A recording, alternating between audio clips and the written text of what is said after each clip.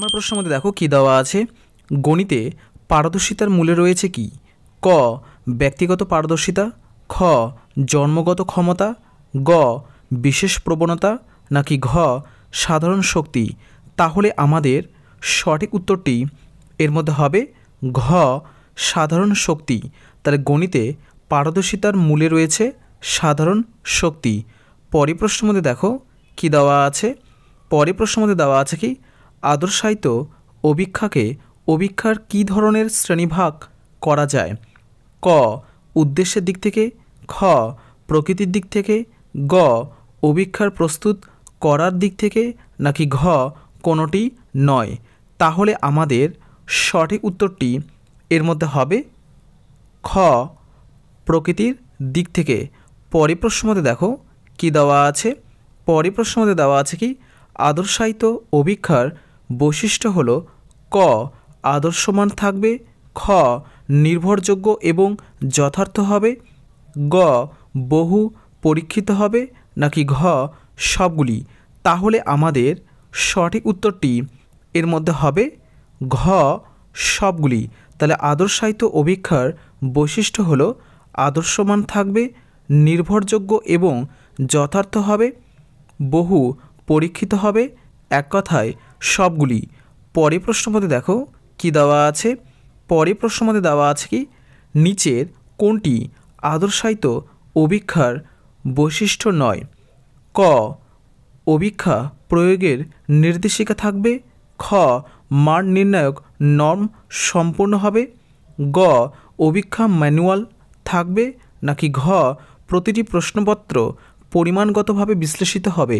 তাহলে আমাদের সঠিক উত্তরটি এর মধ্যে হবে খ মান নির্ণায়ক নর্ম সম্পূর্ণ হবে।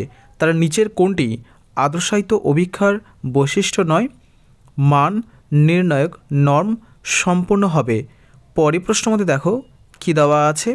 পরের প্রশ্নের মধ্যে দেওয়া আছে কি আদর্শায়িত অভিক্ষার সুবিধা হলো ক বিভিন্ন শিক্ষার্থী বা শিক্ষার্থীদের মধ্যে সঠিকভাবে তুলনা করা যায়, খ অভিক্ষা দ্বারা সংগৃহীত তথ্য নির্ভরযোগ্য হবে, গ বৃহৎ জনগোষ্ঠীর ওপর প্রয়োগ করা যায়, নাকি ঘ ওপরের সবগুলি।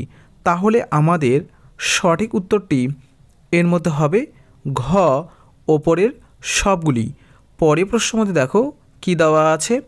পরের প্রশ্নের মধ্যে দেওয়া আছে কি আদর্শায়িত অভিক্ষার অসুবিধা হলো কি?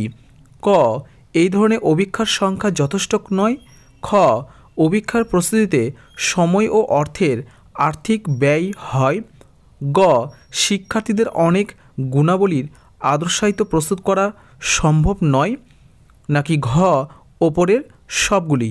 তাহলে আমাদের সঠিক উত্তরটি এর মধ্যে হবে ঘ ওপরের সবগুলি। পরের প্রশ্নের মধ্যে দেখো কি দেওয়া আছে। পরের প্রশ্নের মধ্যে দেওয়া আছে কি গণিতের ভীতির একটা কারণ হতে পারে কি? ক সংখ্যার ব্যবহার, খ বিষয়বস্তুর ভার বেশি, গ বাড়ির কাজ, নাকি ঘ জ্যামিতি। তাহলে আমাদের সঠিক উত্তরটি এর মধ্যে হবে খ বিষয়বস্তুর ভার বেশি। তাহলে গণিতের ভীতির একটা কারণ হতে পারে বিষয়বস্তুর ভার বেশি। পরের প্রশ্নের মধ্যে দেখো কি দেওয়া আছে। পরের প্রশ্নের মধ্যে দেওয়া আছে কি বিদ্যালয়ের ভেতরে গণিত শিক্ষা দেওয়া যায় ক আবিষ্কার পদ্ধতিতে, খ সমস্যা সমাধান পদ্ধতিতে, গ উভয় পদ্ধতিতে, নাকি ঘ কোনোটি নয়। তাহলে আমাদের সঠিক উত্তরটি এর মধ্যে হবে গ উভয় পদ্ধতিতে। তাহলে বিদ্যালয়ের ভেতরে গণিত শিক্ষা দেওয়া যায় আবিষ্কার ও সমস্যা সমাধান পদ্ধতিতে। পরের প্রশ্নের মধ্যে দেখো কি দেওয়া আছে।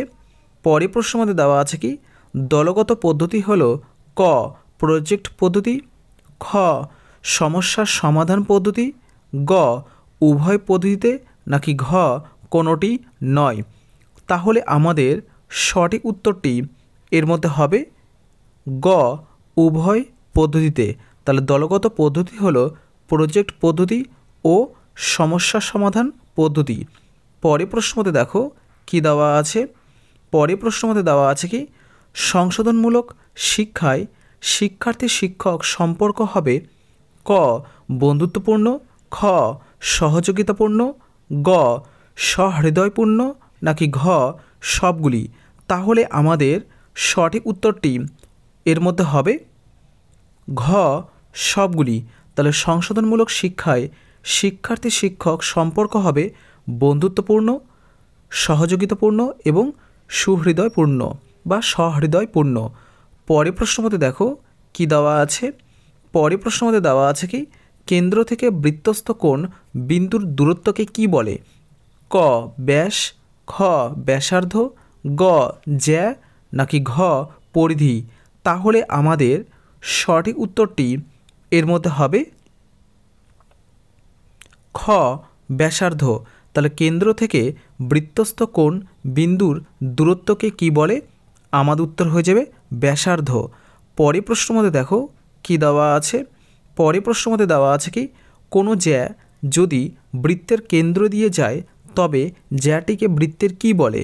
ক ব্যাস, খ ব্যাসার্ধ, গ পরিধি, নাকি ঘ চাপ।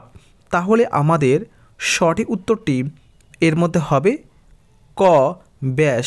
তাহলে কোনো জ্যা যদি বৃত্তের কেন্দ্র দিয়ে যায় তবে জ্যাটিকে বৃত্তের কি বলে? আমাদের উত্তর হয়ে যাবে ব্যাস। পরের প্রশ্ন মধ্যে দেখো কি দেওয়া আছে। পরের প্রশ্ন মধ্যে দেওয়া আছে কি পাই প্রতীকটি প্রাচীন কোন ভাষা থেকে এসেছে? ক ভারতীয়, খ গ্রিক, গ রোমান, নাকি ঘ মিশরীয়। তাহলে আমাদের সঠিক উত্তরটি এর মধ্যে হবে খ গ্রিক। তাহলে পাই প্রতীকটি প্রাচীন কোন ভাষা থেকে এসেছে? আমাদের উত্তর হয়ে যাবে গ্রিক। পরের প্রশ্ন মধ্যে দেখো কি দেওয়া আছে। পরের প্রশ্ন মধ্যে দেওয়া আছে কি কোনো শ্রেণীতে যতগুলি তথ্য অন্তর্ভুক্ত হয় তার নির্দেশক নিচের কোনটি? ক শ্রেণীর পরিসংখ্যা, খ শ্রেণীর মধ্যবিন্দু, গ শ্রেণীর সীমা, নাকি ঘ শ্রেণীর সীমানা। তাহলে আমাদের সঠিক উত্তরটি এর মধ্যে হবে ক শ্রেণীর পরিসংখ্যা। তাহলে কোনো শ্রেণীতে যতগুলি তথ্য অন্তর্ভুক্ত হয় তার নির্দেশক নিচের কোনটি? আমাদের উত্তর হয়ে যাবে শ্রেণীর পরিসংখ্যা। পরের প্রশ্ন মধ্যে দেখো কি দেওয়া আছে। পরের প্রশ্ন মধ্যে দেওয়া আছে কি অবিন্যস্ত তথ্যরাশিকে বিন্যস্ত করা হয় নিচের কোনটির সাহায্যে?